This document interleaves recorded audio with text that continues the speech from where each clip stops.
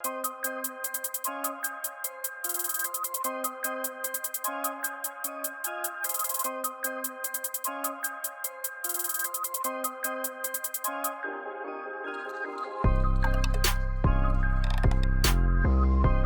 want to welcome right now Ronnie Singh. You may know him as Ronnie 2K. Welcome to the Post Up, man. How you doing? Hello, Matt. How are you? I'm good. Yourself? I'm good. How's Vegas treating you? Last night was a big night. Last night was a big night. We had our House of Greatness event. We announced Devin Booker as our cover 2 days ago. We had a bunch of influencers there last night, a bunch of NBA players there last night. It was rocking. Well, how did the 2K opportunity present itself? Yeah, I mean, I was trying to move home, and I also was always playing 2K at 10 at night to 4 in the morning, and then turning around and doing a Golden Baseball League thing. That was crazy back then. I barely ever slept, and being on the forums, I sort of got recognized, and there was this opening to run the forums. You even know what a forum is? Are forums even really a thing anymore? Mm-hmm. Forums are message boards. Okay. I mean, they still exist. Reddit's a forum, right? But but that's because there was no social media job. I started at 2K a year after Twitter was invented. Man, I'm really dating myself, but it was important to reach our consumer there, and I learned. And I think it's a really good lesson, a consumer manager, community manager, getting feedback from our fans, and obviously being a fan of the product allowed me to carve out a niche and be impactful at the organization, because I could actually know what our consumer wanted, mm-hmm. So that's where I started. And then obviously with the advent of social media, I led all of our social media strategy because nobody was doing it at the time. And then somewhere along the line, this persona thing happened, and I think we learned a lot from you guys, right? It was about the league was taking more of an identity with people as opposed to teams. Branding, you used to love the Bulls, you used to love the Showtime Lakers, that was what it is. Now we care about LeBron, we care about Steph, we care about the things going on in their lives more than that. And I think we took that lesson. We're they're going to care about this person that loves this game. So I think that the rise of social media, obviously the rise of the NBA, the rise of gaming, all of this stuff kind of percolated into storm. Yeah, it was a perfect storm. I think we talk about it all the time. I don't think it's something that could be done again or as organically. It naturally happened. But they also, the biggest thing is that the product was so incredible and groundbreaking and transcendent, and it also was about storytelling. Our feature sets changed. Back in the day, you'd play the Rockets or the Lakers or whatever. Now you play my career. You play as yourself. Mm-hmm. The path that we took to do that was you got to get scammed. You got to find people to play online. You got to make identities. That whole thing was a long roadmap, but it was also alongside everything that was happening with the growth of social media, the growth of influencer marketing. All of that kind of was together. Best part about being Ronnie 2K? I would say getting to have very deep conversations about the impact of culture with people that are very much moving the culture. They really 2K has become a platform for discovery for them. So a Travis Scott, for example, is calling me up being we got to make sure this these shoes are in the game. We got to make sure the music is in the game. We got to make sure we're thinking about how I can more and more include it, because he realizes that his consumer is learning about a lot of this stuff and keeping him relevant because of 2K. Since 2K11, when we put in Legends for the first time, we put Jordan on the cover. I was how are we going to do better next year? How are we going to figure it out? And every single year, we get better, a lot better. And then I still ask that question, but the last few years I've stopped asking that question, because I think about the growth of the NBA, and we're just scratching the surface of the storytelling we can do around the lives of you guys. Mm-hmm. And I just don't think the other leagues are like that. No. Baseball, football, they're not like that, which limits the ability to make good video games too. Agreed. Good entertainment. So grew up in the Bay Area. Tell us a little bit about your upbringing. Yeah, so I was raised in the Bay from 7 years old on, and it's kind of crazy because 2K's office is in Marin, which is 10 minutes from where I went to high school. Right. Pretty crazy if you think about it. traditional Indian family, very like, you know, first generation, the oldest, right? So expected to go to post-grad, college, all like everything, just transcend everywhere I could. And I was on that path. I got into law school. I went to Columbia for 9 weeks, dropped out, told my parents I was going to go work for a women's basketball team, and drop law school. That was a really fun conversation. But, you know, like looking back, obviously, those are kind of the bets you have to make at that time. And, it obviously paid off really well. Basketball.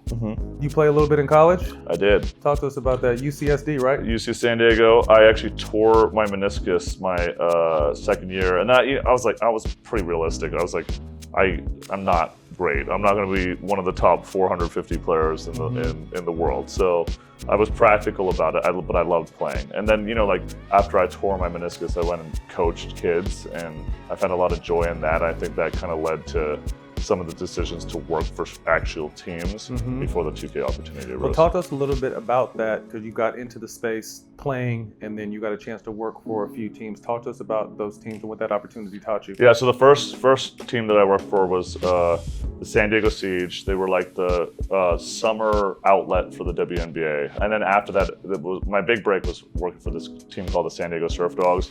They were part of the Golden Baseball League. Dave Cavell, who's actually the president of the Oakland A's, was the president of that league. And I remember the first thing that was impactful for me was I was randomly childhood friends with Jose Canseco from the A's, and we needed a splash. So like I reached out to Jose and I was like, hey, do you want to sign with this team?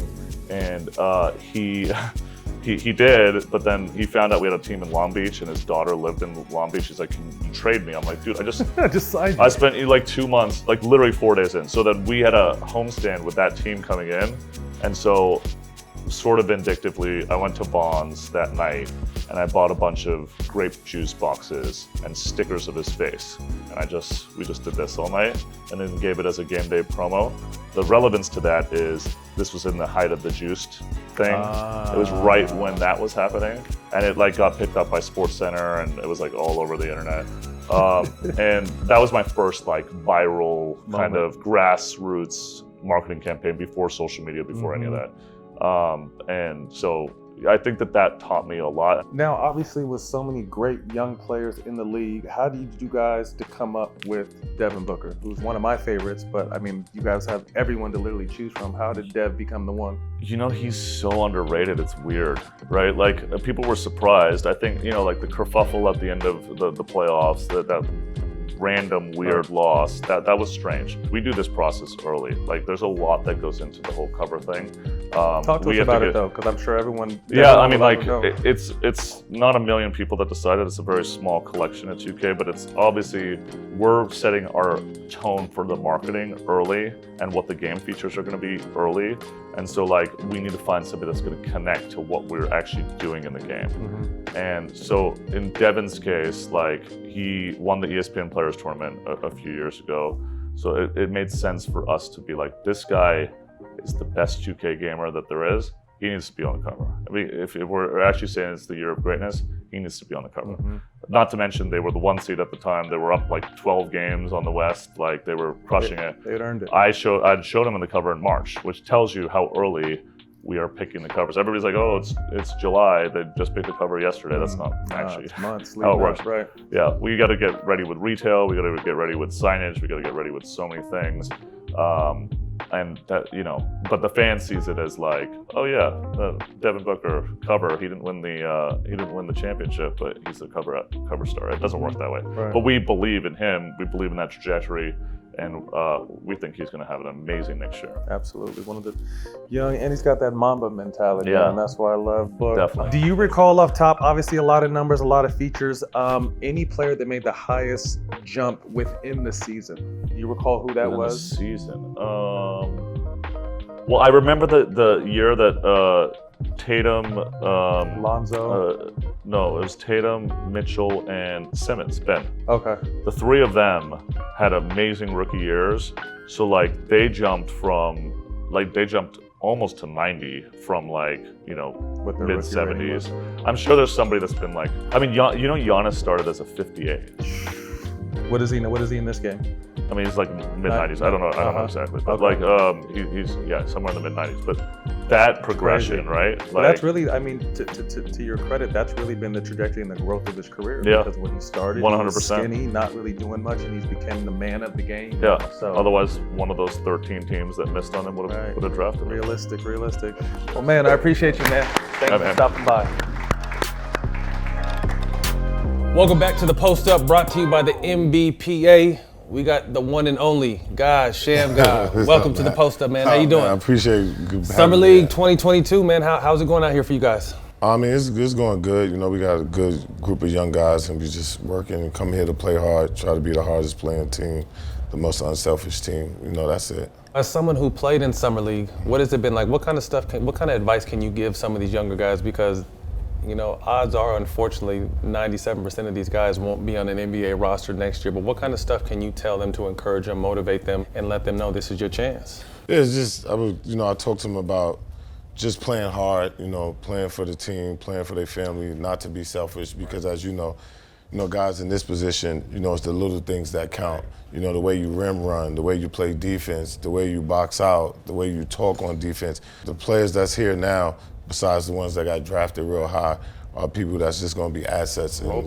role players and come to a team and just add those little things. Well, I think that's where a lot of people make a misconception or a mistake, even as players or parents or as fans. Like you said, it's the little things that these guys, that's going to get these guys on. Can he guard? Can he rebound? Can he offensive rebound? Does he make the right play? And unfortunately, I think everyone thinks I need to come out here and get my bucket or not. But I mean, really, guys have to realize like you're coming out here to be a small piece of something big. So being able to get that across to younger players could be hard sometimes. Yeah, it's hard because, the way a lot of players come up now, you got to be the one that's doing the scoring and you got to be the one that have all the attention. But they don't understand if you look at, great players, Hall of Fame players like Draymond Green, for instance, he do all the little things. He the anchor of the team, or like when Ron Artest play defense.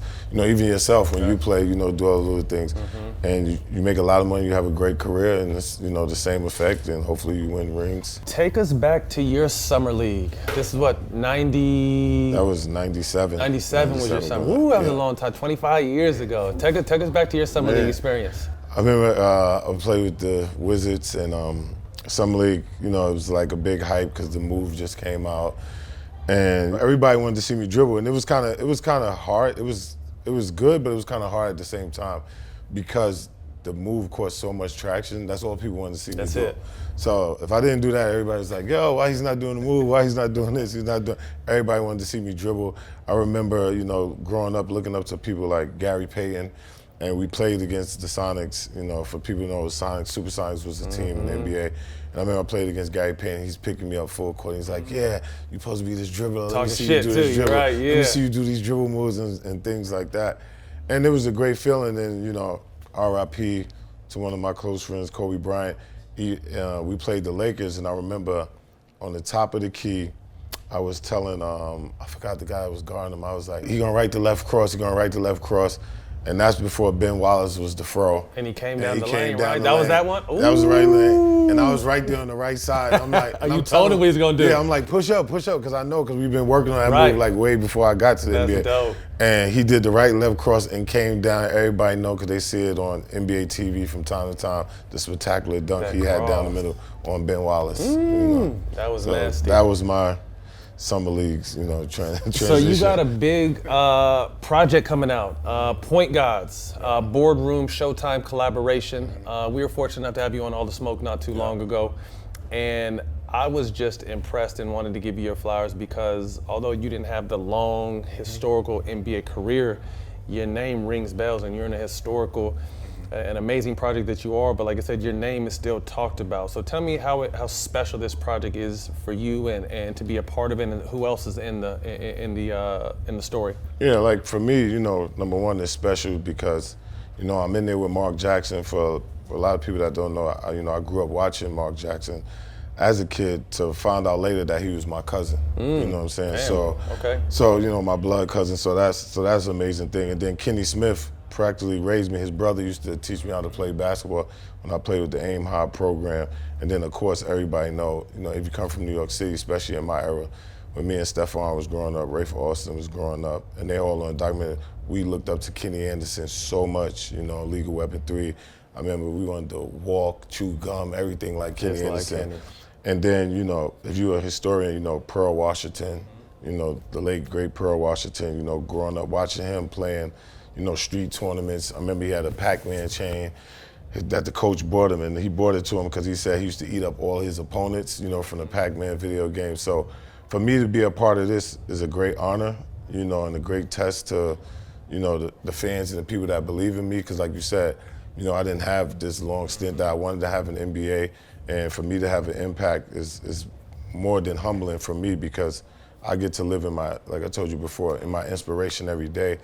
Because most people that inspire people, they find out later, or their family find out like once they pass away and things like that. But me being a part of a great organization like the Dallas Mavericks, with Hall of Fame Jason Kidd, Mark Cuban, I get to be right there in the action. And when people do any type of dribbling move, not just a Shammgod move, they reference to me, and I'm right there.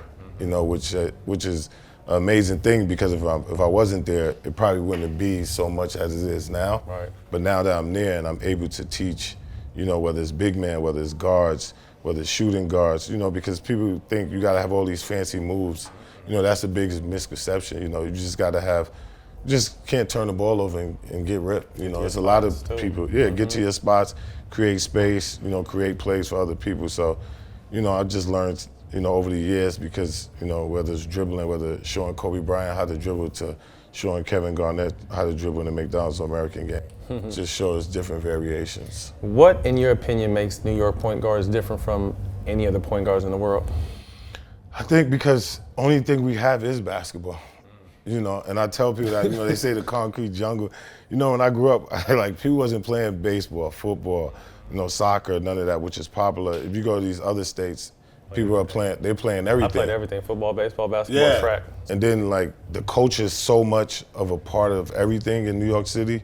I like to always say I grew up in one of probably the best era ever of anything, hip hop, basketball, the 90s. If you look back on to how many people that inspire people today, they're from the 90s, whether it's basketball, whether it's music or anything like that. And all we had was the blacktop and the concrete.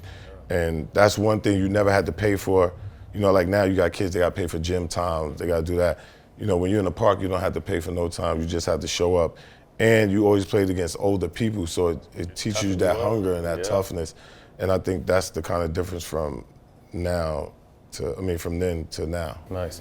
What is your title with the Mavericks? What's your title? Yeah, I got promoted to assistant coach. Congratulations, yeah. So, my title now, assistant coach, player development, Okay. And I'm learning every day, from, like I said, from a great staff, Sean Sweeney, Gray St. Jeans, everybody know we got Jared Dudley now, we got Q, especially Coach Kidd, and, Mark Cuban and Mike Finley, they just help me keep developing, as a coach and as a person and as even a player development, because, you have all the talent and something, but you want to make things simple but successful. Right. And everything is in the simplicity of things. What's your goal on the side? Is it to be a head coach? Is it to be in management? What's your goal in basketball? My goal for me is it's always been, just whatever God got for me, man. That's the real, because the last time I tried to speed up my process, it didn't work like I wanted it to work, and that was jumping into the NBA draft when, I probably should have stayed one more year in college and stuff like that. So ever since that experience, I always told myself I would never, let nobody or myself speed up my process. I would just go, timing. as God takes me. Obviously, you're making a huge impact on the court, but what kind of stuff are you doing back in your community, back at home in New York? Well, once, 4 years ago, I signed with Puma, but one of the things with me signing with Puma was to be able to help take care of my community, because that's what helped me the most. As far as basketball, I didn't have no big brother, and in the first part of my journey, my father was away in jail, so that's all I had was my community. So I got Team Shammgod now, and we just doing, when there's a pandemic, we had gave out, because I had my shoe with Puma, and on my shoe it got 1997 because that's when the move. So I had gave out, 1,997 masks. We was feeding the community, and now, I'm trying to do something with the MBPA, to stop gun violence, for senseless killings to all the kids in the neighborhood, especially, with all the gangs and stuff like that. So, we just trying to make it a better place, because it wasn't for the hood. Like people say the hood, the hood.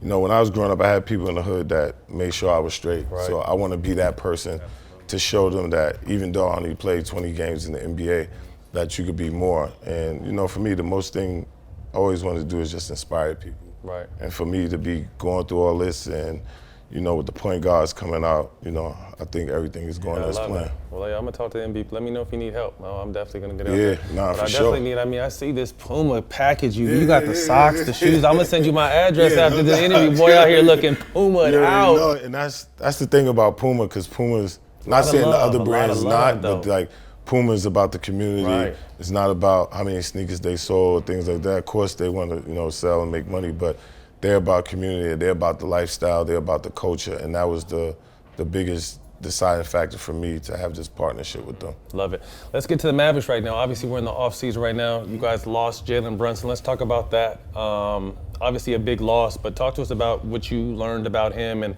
how you helped him along the way. And obviously, he just signed 110 back in New York. Big dollars. Back in my hometown. Yeah. Nah, just, everybody know, Jaylen's father played in the NBA, so he played the biggest part in his development as his career going. Me, myself, Peter Patton, the Mavs organization, do little things to help. Anything you could say to a great player and he can make it bigger, that's what all you want. And we just all happy for him. Of course we want him to be at, a Dallas Maverick, but I'm just happy for Jaylen and his family, because I know how hard he works, and he's just such a great kid, and a great person, what I'm saying, and he deserves it. I think an underrated pickup that you guys made this year was Christian Wood. Stretch forward that's really versatile, that's going to really help Luka in the pick and rolls, pick and pops. Have you got a chance to work with him yet? Nah, he just, got here, but like you said, from watching him play when we play against Houston, great pick and pop, finish at the rim, somebody Luka could pass the ball to, as well as, Jamel McGee, a rim runner, a person that can catch lobs. I think it's going to be great for us going forward.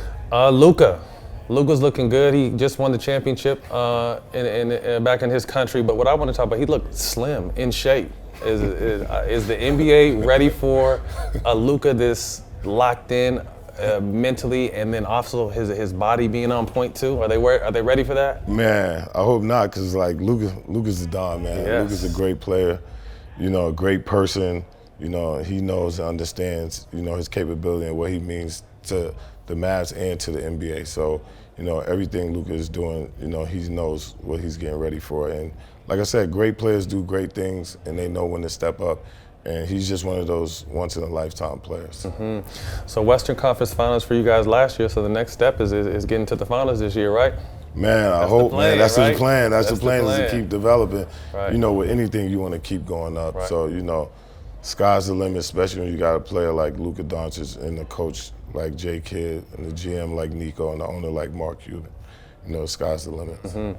Well, man, we want to thank you for pulling up to the post up. Continue success with everything. Tell everyone when the point guard doc drops, where they can find it. The point guard doc drops on Showtime. The premiere is on July 26th. It comes out July 29th. Everybody go check it out. I think you're gonna like it. It's an amazing project, and I want to thank Kevin Durant, Rich Kleiman for making me a part of it. I'm a humble soul, and that's it. Well, I appreciate it, man. Let me know how I can help. I want to get out there in New York and help you with your project, man. So for sure, man. Well, thank you for pulling up, man. Yeah. That's God Shammgod over here on the Post Up. Welcome back to the Post Up Summer League 2022, Las Vegas. Man, we got the one and only, the glove. What's up, baby? G, what up, baby? Hey, what's Good to happening see with you, man? How are you? I'm good. Out here, Summer League. Man, let's get to it. Obviously, me being a father, you being a father, talk to me, because I would see you at games, I would see you on TV, and you didn't have to say shit. I would just see the energy from your son excelling after the grind and finally finding his footing in the league. What did that mean to you? Man, watching him for 6 years and he coming out, didn't get drafted, and the teams who are playing him, just real crazy. Mm-hmm. You know what I'm saying? And then I would talk to him, and he's frustrated, and then he wants to act like I'm the bad guy. You know what I'm saying? And then to finally get him on a team that let him do what he wanted to do. That was what it was all To his about. strengths. Just his strengths. Don't put him as in he's a shooter. He's not that. He does everything. He does everything. And then if he knocks down a three occasionally and do big things like what he did with the Golden State Warriors, then it's a benefit. And for me to see that is really satisfying. Then he gets his contract. I just said it's about time. It's 6 years that's done passed. Right. Now he done did what he had to do. Now all I do is tell him now, you got your foot in the door. What you gonna do? You got a little kit to start off with. Now what you gonna do? Right. You got 2 years. You can go on and knock that one out and get another big one. Yeah. You know what I'm saying? Because he's young. He's only 29 years old, so he can go and do it. And then I'm just happy for him. I just try to stay out his way. Just stay out his way. Right. Just give him the advice that he need to get. You know So what he I'm saying? gotta What he hear it. get, and he Right. got to hear it. I don't care if he don't want to hear it or not. You need to it doesn't hear it. bother me, Right. but he gonna hear it, Yeah. and then he can make his choices after that. How fine is that line between being dad and then talking to him and letting him know, like you say, I don't care if he wants to hear it, he needs to hear. How fine is that line between dad and just giving him advice because you done been and seen everything he's about to experience? Well, you know, man, I leave that up on the kids. The kids gotta have it. You Right, know what I'm they gotta saying? want it. They gotta want it. Yeah. You know what I'm saying? I don't care what he think about what I'm saying about him, but I've been there already. I done did everything he done Right. did. You know what I'm saying? Made the money he about to make. Right. But I'm just trying to tell him, when I say it, just listen to it. You know what I'm saying? You don't have to like show it right then and Right. there. Just put it in your mind because it's always gonna knock you upside your head. You know what I'm saying? It's always gonna come back and knock you upside your head. Right. And he knows it, and I think he's a good kid enough to understand that. And I'm not worried about him. I think he's got a good head on his shoulders. He's a good kid, and I think he'll be fine. I think he'll be okay. Transitioning now, cannabis has been a part of my life since I was 14, through high school, through college, through the league. Now we're finally at a point where the NBA understands the importance of it. You're someone who's made a huge splash in the space. For those who don't know, tell everybody what you're doing in the cannabis and the health and wellness space. Yeah, Matt. If people don't know why I got into cannabis, was because my mom was dying from cancer. And my mom wasn't responsive of anything, and she was hurting. And then a guy, one of my business partners, Scott, came to me and said that he can get my mom to start feeling like herself. It might not have to save her right now, but he can get her back, and I can get her in a good state in her last part of her life. And it did. It got her in a good state, a state where I can talk to her instead of her being up there hurting and not be able to be talking to me or anything. And I just thought it was just I did it too late.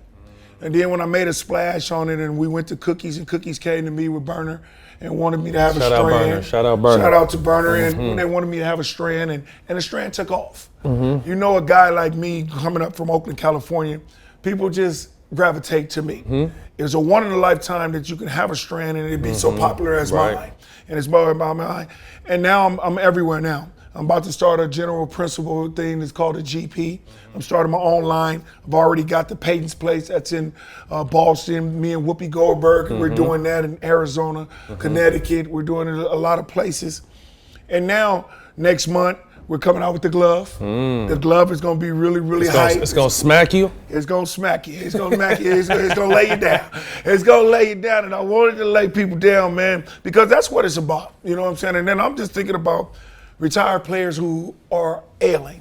Yeah. I look at one guy, and Earl Campbell, who can't basically even walk or do anything and hurting. And they just left him hanging. Just left him hanging, and he can't get up in the mornings and struggle. Right. When he does this stuff and tastes these herbs and then tastes the leaf to make him feel better, why not want to let him be in that state? Come on, man. We don't want him to be always struggling and hurting. And I want him to be in that state. And the guy for me who can get that to him, I'm really happy for that. And I love all of that because a lot of the OGs are coming to me now. Gary, what you need? I got rubs. I got all that stuff for you if you want the gummies. A lot of them need to have the gummies now to go to sleep. Right. You know what I'm saying? They need that. So if I can supply them with that, Matt, I'm really happy with that. And it's no big deal about that. What makes it special, though, is you weren't someone that was really a cannabis user. Right. You found your footing in this space, and you have a variety of products. Explain, it's not just flower. Like you said, you guys have products across the board. What other products do you have outside the actual flower? Well, man, yeah, the actual flower, you know, we got the bath bombs, the rub gels, you know what I'm saying? We're trying to come out right now to the football world with the concussion, a liquid that is going to help try to shrink concussions and do their. We're in the process of trying to talk about that now. You haven't seen too many people OD on marijuana or nothing like that, have you? Never. So that's what we're trying to get them to understand, that it's a safe thing to do, and if it'll help you recover and do things like that, we have to look at this to help you recover. Everybody know I don't smoke. Everybody know I don't, like you. But I'm a person that I am very big on this because I wanted to help people. Help your people. That's all I wanted to do. Right. I wanted to help. I don't care. You know, we ain't talking about what high gets you. That ain't it. I'm talking about help. Helping your health. And that's what it is, and it's natural. I want these people to get off pills. I want them to get off this medication. I want them to get off all of this. That's what, if you're taking a medication, what is it doing? It's taking care of that one, and then all of a sudden it's going to kill the rest of your body. Causing other shit. That's it. So I'm just saying, this is what I want to do. And I got a lot of variety, a lot of things. We got deodorant coming in. Oh, okay. I even got now a beard thing where we can put it in with your beard and your bald head. You know what I'm saying, to put it on. So I got my foot in a lot of you stuff. You in your bag right now. I love it. And what I think, but the most important thing I think what you said is just the education for people to understand, because there's such a stigma of what it is or what people think it does for you. Right. I mean, you saw the crazy lady on Fox Sport or on Fox News talking about these mass killers use weed, and that was the issue. Like, nah, if you really know about the plant, educate. To me, I feel like there's a piece of that plant for our children all the way up to our grandparents. Absolutely. And it's on you to educate yourself. But I love that you're in that space doing that. Just off camera, real quick, we talked about you're doing stuff with the NBA. Right. And giving back, and talk to us about what you're doing with the NBA and some of these up and coming players. Man, I've been doing this for years, being an ambassador. I just left Spain, and we go over there and we try to educate these kids about what we did in the NBA and what they shouldn't be doing. Right now, Matt, you know that these money is off the roof right now for what we were doing. And these guys are going to get leeches. They're going to want people to come with them, but we got to educate them. Right. And they want to understand that we the OGs, and I don't need nothing from you. I just want to tell you something about it, how to handle it. New friends ain't good friends. You know what I'm saying? You got to have a lot of old friends, old-time friends that be there with you when you was struggling and when you was all in the bad area. And you know what I'm saying? And now they with you now. Right. And that's what it's all about. And as me being an ambassador and go around and educate myself with other sponsors, and when I get to these sponsors, I can teach them about things that's going on in the NBA, about things. As we were talking about off camera just a minute ago, about how they perceived you. Right. They perceive you as a bad guy because what they seen on the That's on just the competitive, court. though. And that's a competitiveness. Right. But what I had to let them understand is you get to know him as a person. Different. Not as what you think about what you're seeing. And then the people were saying, you're right. Yeah. He's a good guy. And I said, you should have been knowing that because you got to know a person before you can judge a person. Right. And that's what I'm all going about here, about all this. When I'm with the NBA and I'm doing this, that's why I'm everywhere. I'm at the All-Star game. I'm at everything. So they can understand.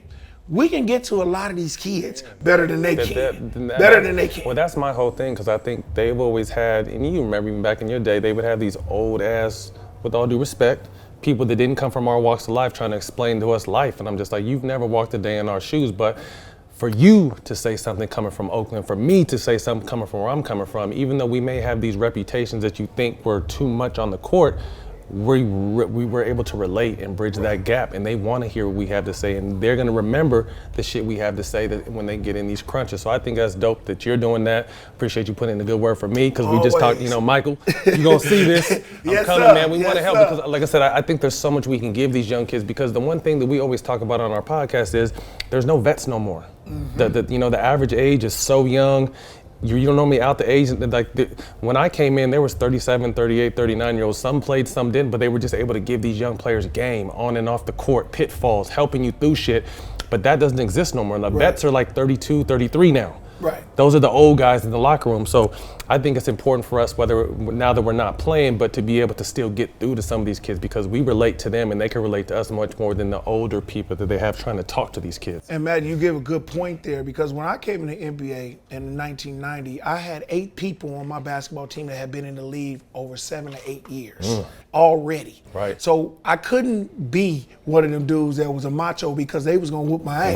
Right. You see No what I'm matter saying? how good you were. No matter what, they didn't care if I was a second pick or not. Right. I had Xavier McDaniel who almost choked me out. You know what I'm saying? He choked me out and put me to sleep, man. Talking about, I don't care who you is. Right. You know what I'm saying? That's just the way it's gonna be. You go get my But you coffee. needed that, though. I needed that. That's why I grew up and became the basketball player I was, because I had that knowledge geez. in front of them. Nowadays we getting draft picks at 19. Then next year they got another draft pick at 18. He's the number 1 now pick, they're number vets. 3. Now you the veteran listening to him, and he ain't no better than blind he leading don't the know blind. nothing The nothing blind about leading the you. blind. So we need this from us, and that's what the NBA is starting to do. And I'm giving shots out to Adam Silver Yes. for letting this happen. He's starting to put people in a position to go get us, Yep. and to say, forget what happened over here. These guys are good How dudes. can they help us over How here? can they help us right here and get our NBA back to where it Love was? it. We need it. We need it. Well, man, G, thank you for pulling up to us. This show is called The Post Up. Whether it be on or off the court, what does Gary Payton do when he posts up? Man, when I post up, you know what I'm doing? I'm playing Uno, I'm playing dominoes. Yeah. Uno for shots, baby. Get down with it, man. I'm gonna have a big tournament on this thing, and we gonna get it rocking. You know what I'm saying? There it is. The Uno and the dominoes, man, and the shooting pool is me when I post up. Man, I don't really do nothing, man. You know, cause clubs and stuff is over Too for me. old, we done. I'm too old for that. You know what I'm saying? So I can have people come to the house, man. We can have Uno parties, domino Well, I'm parties. here for a whole week, so I'm pulling up Yeah, this week. let's pull up, man. You man. know, I got a house here, man. Yeah. We can do whatever, man. Have fun, man. Yeah. And we don't have to have nobody sitting there trouble. judging us and talking about, hey, man, you're drunk, man, whatever. And then start trouble. We can be in the house. Is by it cannabis ourselves. friendly? It's friendly. You know what I'm saying? I got a lot of that.